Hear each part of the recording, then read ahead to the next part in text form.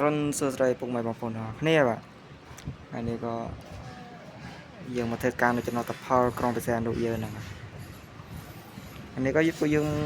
វាយក្រូបាទវាយក្រូវាយរងដាល់រវាងរបៀងបាទនៅចិត្តវត្តលើយើងហ្នឹងឯងបាទយើងវាយរងដាល់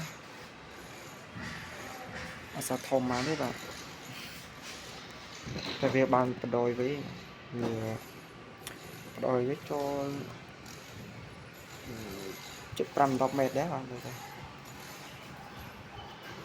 ស្ទឹងវាបានតែម៉ែត្រមកទេបាទ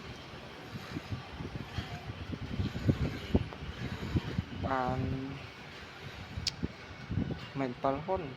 បាទ7ហ៊ុនបាននៅកំពង់ផែក្រុងបិសានុកំពង់ផែរៀងកន្លែងតំណែងអីហ្នឹងហើយអាហ្នឹងក៏កោះពោះបាទកោះពោះ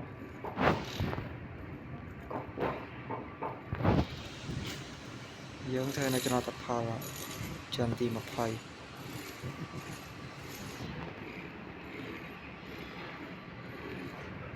នឹងវាខ្ពស់បាទយើងវាយសងខាងបាទពីវារងដាចំទី20ធំដូចគ្នាតែខាងហ្នឹងធំជាងឥឡូវយើងក៏ចាប់ផ្ដើមបិទជើងវិជាហ្នឹងហើយណាបងចំបិទជើងវិជាដើម្បីបង្ហើរការងាររបស់យើងបាទជើងវិជាកម្ពស់នៅទឹកជាការងារនៅអាគារហ្នឹងវាយបាត់លាធំគឺអស់ហើយបាទសល់ការងារគេគិតទុកឲ្យពួកខ្ញុំទេបាទខ្ញុំដល់គិតការងារតាមបន្ទប់ទឹកធ្វើរងដាអីយ៉ាមានការងារលាធំដូចគេទូចទៅធ្វើដែរ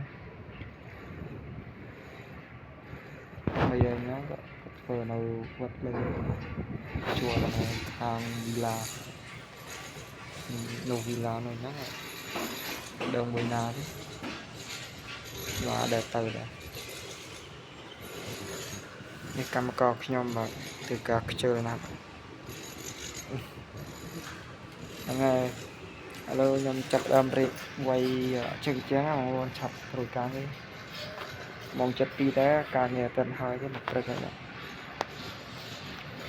ពេលបងប្អូនអរគ្នាសុខសប្បាយ